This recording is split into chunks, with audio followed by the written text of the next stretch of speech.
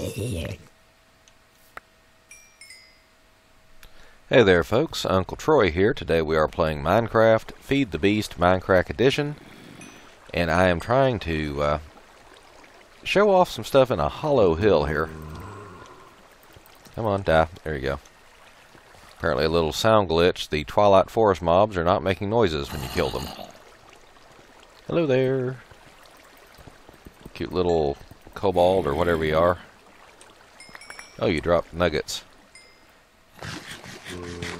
Need to make sure to save a cobalt spawner if I find one. Kobold. No, I didn't mean to do that. You and you. Block off some of this water. There we go. Alright, so today we're working on our mob grinder, spawner trap. We need to pick up some more spawners to add to it. There you are. And I found this hollow hill in the Twilight Forest, and as luck would have it, it is right next to a, oops, and time to run away. Luck would have it, it was right next to the entrance. We had a, dang it, where's my entrance? There's my entrance. Okay, good, good, good. Run away, run away.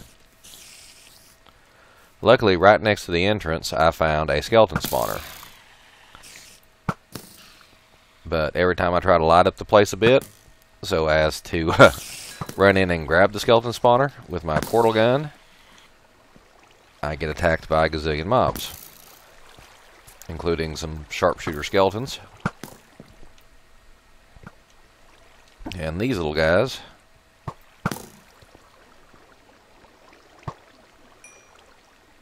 Some skeleton is still shooting at me, I know. Where is he?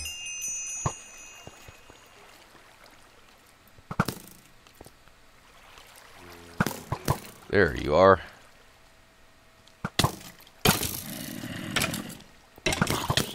So I made this little burn in a fire. Oops. Run away. I made this little path straight up to the surface here, figuring I would lure the skeletons outside and let them burn, but I forgot I'm in the Twilight Forest. And things don't burn out here. Let's do a little F5 shot here for the... Let's see. Yeah, there we go. As you can see, I have an arrow through my head. We'll hold still there for the screenshot. There we go. So, the plan is to run in and use the portal gun. Now, the portal gun has an option with... you hit G, you can pick up something and move it around. Hit G again, and it drops it. And this way you can move stuff you normally couldn't move. You can't move stuff like chests. I'm not sure if you can move this furnace or not. Hey, you can move this furnace. Actually, that's an electrical generator, which I've been using to keep my backpack fully charged. Let's send some of this stuff back to the overworld. Coal, bone, iron boots. Now this is an ender chest. I'm going to show you when we get back to the base how I have this set up. But anything put in that ender chest automatically gets unloaded on the other end. While we're here, let's see. Electric backpack. Just to show you how to charge an electric backpack. You put it in an electrical generator. It sucks up the power. And then the generator burns charcoal to recharge itself. Unfortunately, that's fairly wasteful, but I'm not going to set up a fancy system because I like this as it's portable. Just unload the charcoal, break the generator with your pick, everyday pick, and you can move it from place to place. And this portal here, made with the portal gun, so that I could get back to the entrance into the Twilight Forest here. And I think all you need to do to make an entrance to the Twilight Forest is plant you some plants all around the 2x2 section of water, and then throw in a diamond. Alright, and here we are loading slowly, but we're loading. Okay, back in here again. Alright, I think I've got this. That's where a creeper exploded. I think I've got this And every time I think I've got this fairly... Ah, there's another spawner right up there. Good. Oops. Hello, Mr. Zombie.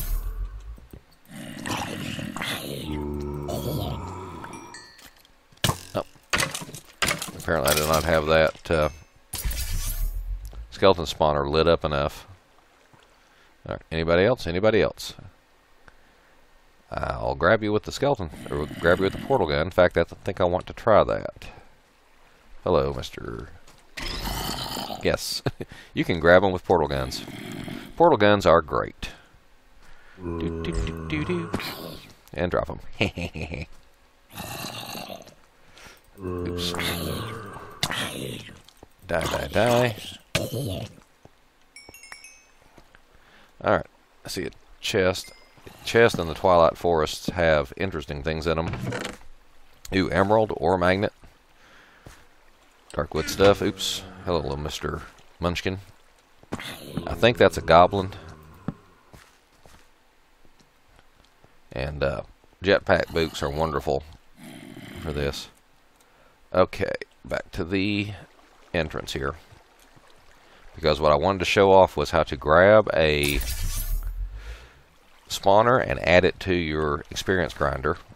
So we're going to grab this skeleton spawner here. And we are going to run back to the entrance, which we've already forgot where it was. There it is. Okay. We're going to go through this portal. As you can see, stuff goes through the portal fairly good. Oops. Alright, now, less smoothly goes putting it through a portal of another type, like this Twilight Forest portal. We're going to try that. Careful, careful. And good, it came with us. Sometimes it doesn't, and I find it laying back there near the portal. Alright, need to go down. Enchanting table. This is our mage tower here. I cannot take credit for most of the stuff in this world. It's a multiplayer world, and most of the multiplayer people do all the stuff. But we've got our, there's our nether portal over there, and then the Twilight Forest portals in this giant tower of Warthank. Lord of the Rings reference there. Up there is the Zeppelin tower, if you ever want to fly a Zeppelin. Alright. Okay, my portal is the blue one. Gets me back to my base, which is a big hole in the ground. Haha. And actually, I just remembered that it's actually closer to go overland here. Sometimes you have to back outdoors with this this portal gun active because the spawner tends to get hung up on things. Alright, this is our experience grinder. See, it's kind of stuck here. Won't let me through. But we just back in. Come along, come along. There you go, there you go. Down here to our grinder, which we're going to be showing. And access to the grinder is right over here. Quit, quit, quit. Alright. Drop this for a second. Hope we have enough light on this that we don't end up spawning skeletons. Alright, here is our grinder. And we started off with a single skeleton spawner right there. And we added a couple more skeleton spawners and a couple more zombie spawners that I found. And this is a tier 5 vial zombie spawner, which is actually controlled by our redstone signal. These spawners are turned off by the jack-o'-lantern shining through. When you flip a switch, it drops those blocks and blocks off the lighting here. So we want to put this skeleton spawner right here next to these other 2, 3. Now, unfortunately, the dropping part is not always accurate. So we're going to build a little frame here so we can set it down on it. Alright, jetpack over here. Grab you. Ease through here. Easy, easy, easy. Oops. Up. Up. Easy. Careful. Set that right there. And hit G. Ah, perfect. And when they This is a standard mob trap, by the way. Water currents push them over here, which then pushes them over here into a water ladder, which alternates signs and water. Comes up here, pushes them over this way, and then they fall down there to the killing floor, which is currently manned by a couple of turtles, and we'll be showing them off here in a second. But as long as we're in here, let's show you another section. Up here, we have little kobold or goblin or whatever these little blue guys are. We saw them in that hollow hill we were just in. The last hollow hill I went through had 3 of these spawners, so I put them up here. Now, unfortunately, they don't swim up as good as skeletons and zombies, so I had to put them up higher. We're right above our zombie experience grinder section, and so they just wash over here, and then they fall down the same hole that the skeletons and zombies do, just one level above. See? Goblins up here, skeletons and zombies down here. And if we ever manage to make a wither skeleton spawner, I think I'll put him up there too. Love Squid's working on that. Apparently involves soul shards and soul stealer enchants and other things that I am not qualified to discuss. But he apparently is, because he's the one who figured out how to make this spawner right here. Alright, so if we run down here, we've got us a little smush lever, which isn't used anymore, but we've got the on and off lever. I think you heard some pistons going. As you go over here, you see it's turned off the light. So we're going to go turn that light back on real quick. Now, unfortunately, they can see me, so they're fighting the current more than usual. But as you can see, they're getting pushed over that way, getting sucked up through the water ladder.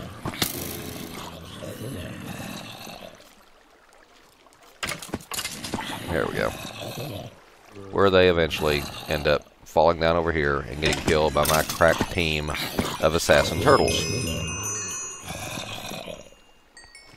Now, something about these spawners. In the old days, the mobs were very stupid, and if they spawned up here on top of the spawners, they would walk right off.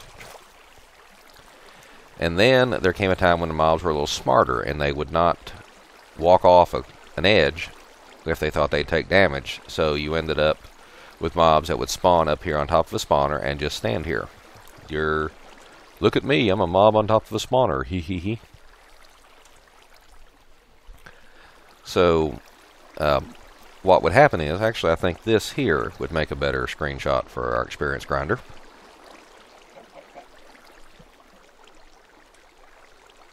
There we go.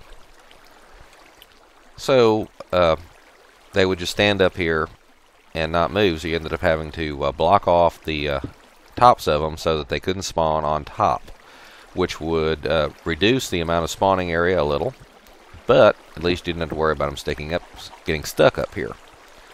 But now, for some reason, they are smart enough that they know that, well, I'm going to take a lot of damage falling off here. I'm not going to kill myself falling off here, and it will get me closer to the person I'm trying to attack. So now they will happily hop off there, so you no longer need that.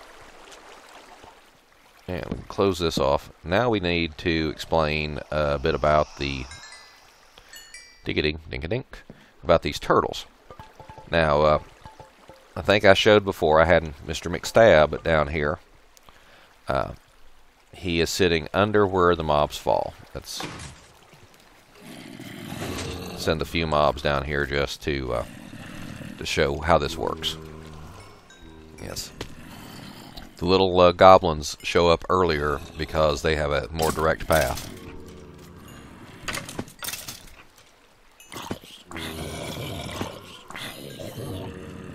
As you can see, when they fall down, one or both turtles smack them. And I forgot to mention this in the last episode where I covered the experience grinder.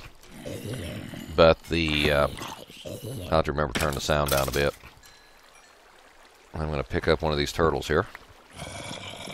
Oops. Please, please have been sorted and end up in this chest. You did. Good, good, good. Alrighty. So, we have us a couple of turtles here. Zoom in. There we go. And I do hope I remember to zoom in the post-production. Alright, so we got Mr. McStab here. He's a melee turtle. And we also got Green Stab. And these use a blue sapphire and a green sapphire, I think, swords. And they are positioned above this chest here. Oops. Above this chest here. There we go. And I believe I put, let's see, which one was McStab again? I believe I put him there. Then I put a chest back here.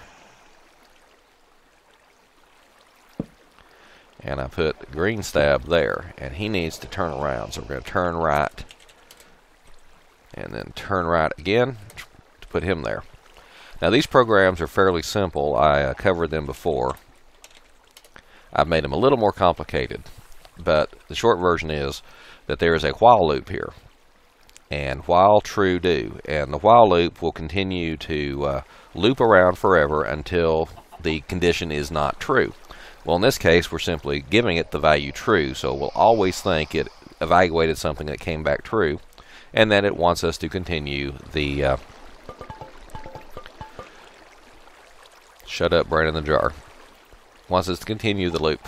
So, while we're doing that, we're going to say if turtle attack equals false, which is actually going to call the turtle attack program. Well, turtle attack functions, I guess.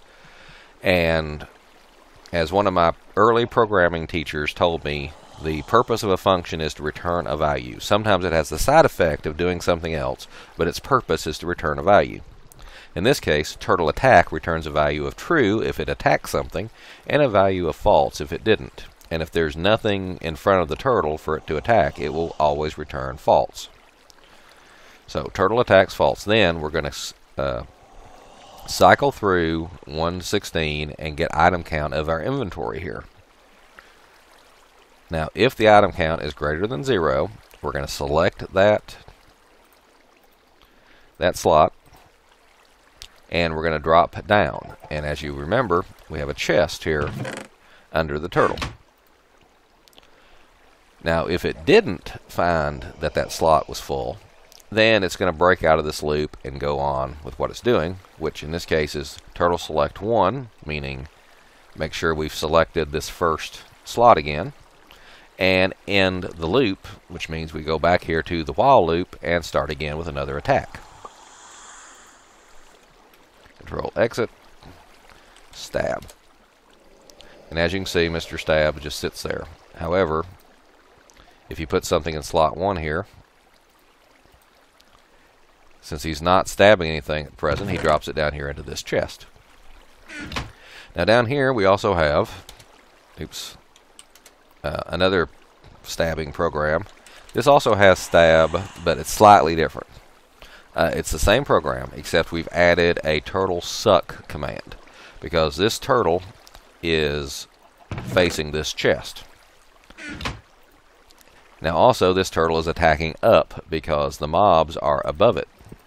Whereas this one just simply attacked because the mobs are in front of it from his point of view. And what it's going to do is it's going to check and see if there's anything in this first slot. If so, it's going to continue on with this loop. Now it's also going to do an occasional suck. And since he's facing this chest, he will suck what's in this chest into his inventory. And then he will drop down into this other chest here, which has an automatic emptying system, as you can see there. So, again, break if we don't detect anything. Go back, make sure we're selecting slot 1, end this loop, which means we go back to the top. Start. So, stab. As you can see, he picked up the extra meat over there and then dropped it down there where it got sent off automatically. There, in fact, we saw that there. Alright, let's cover this back up here.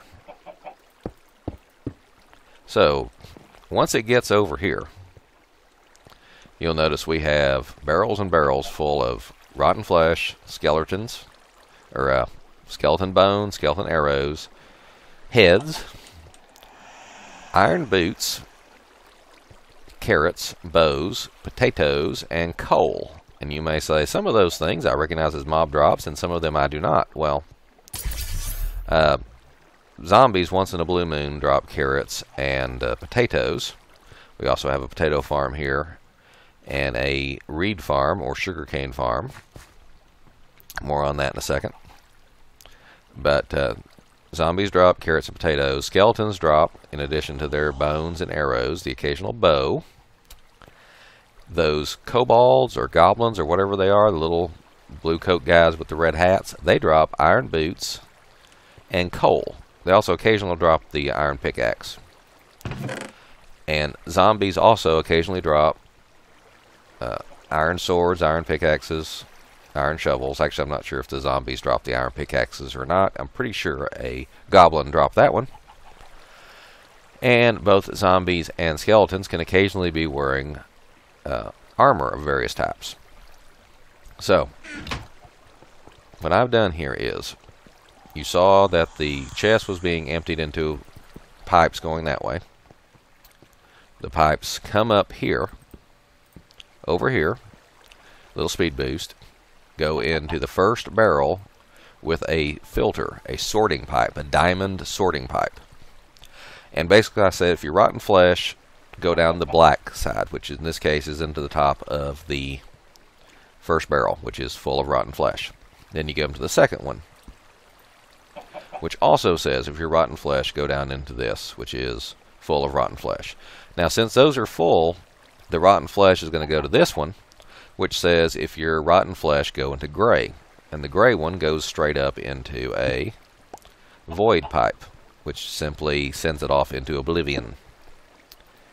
And by the way, if you're a bone, go down into this one. Likewise, if you're a bone here, go down to this one. Whoops. Likewise, if you get to this point and you're a bone, go up to the gray, which is another void pipe. But if you're an arrow, go down. Arrow, go down. Arrow, go to the void pipe. So what this always does is keeps us 2 barrels full of rotten flesh, bones, and arrows. And then here is where the zombie heads are sorted out. Here's where the skeleton skulls are sorted out. This one here, right click, there we go, is where our iron boots get sorted out. Now, this is a little tricky. Because iron boots, you can see here, the iron stuff and gold stuff and even the chainmail stuff that zombies and other things drop are of different durabilities. See, some of them are almost completely new, some of them are almost completely wore out. The barrel will only accept things of the same durability level as are already in there. So I put a pair of brand new iron boots in there. Only iron boots will fall down into the barrel. Oops, don't want you, sorry. So iron boots will go down to the black barrel. Now the next step over here, iron boots are going up the gray, which means if they weren't full durability, they did not go in here, and they made it to this next pipe, which incidentally also sorts carrots. So the iron boots will end up going up into this chest. See, there's a partly wore iron boots there already. And that chest feeds this auto crafting table, which says if you have a couple of partially worn iron boots, combine them into one set of iron boots. And then that feeds out to here, back over to here, and back into the line, and comes through and starts the sorting process all over again. I could drop them straight down into where, you know, right around in here, but that would interfere with the all the diamond pipes. Now likewise, get past the carrots. This is where we put our bows, and we put a fully charged bow there, and made sure that the bow we put in here to start with was fully repaired. So if you're a fully repaired bow, you will fall down in here. Otherwise, you'll go to this next slot where if you're a potato, you go down into that barrel, but otherwise if you're a bow, you go up. Also into a chest here, where we have the occasional poorly repaired bow. And it says, if you're poorly repaired bow, combine 2 of them into one. This pumps it out above the top there. Comes out over here. Whoops. How'd that happen? And again, meets up with this other one coming from the boot repair down here and back into the sorting. And that, and anything else that makes it all the way through that, comes over here, down here, and into the back of this chest here, which is how all this stuff is. The iron is both dropped directly by zombies occasionally, and we have an uncrafting table here, which you can put iron things in and grab at least some of the iron back. So we've been doing that with the occasional iron stuff and with the iron boots. See, I can take this iron boots, put her up here, and take out 1, 2, 3, 4 iron ingots. Drop them up there. Also, if something don't have any leather handy, but if something leathery comes in, we can use the leather and paper from the sugarcane farm to make books, which can then be enchanted here in our enchanting table. And then the books are stored here under enchanted books, where we have enchantments I've never seen before. Disjunction. What was the other one? Soul Stealer. Got a couple of those. Never really seen Soul Stealer. I understand it has something to do with these soul shards, and that is how Love Squid has been making our spawners. Disjunction. I used to think that caused Endermen to teleport, but I've not seen that lately. And Vorpal takes their heads off, like the Vorpal sword from Lewis Carroll's Jabberwocky, I think. So, that is how this works. And, let's see, both of these are stabbing. Pretty much the same program, slightly altered. I'll try to put a copy up for download, but it's small enough and just one screen that I think you could figure it out yourself.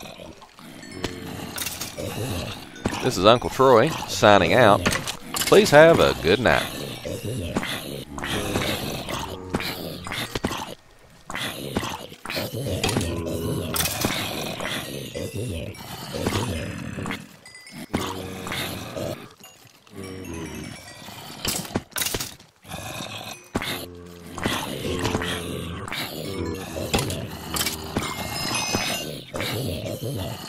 Yeah.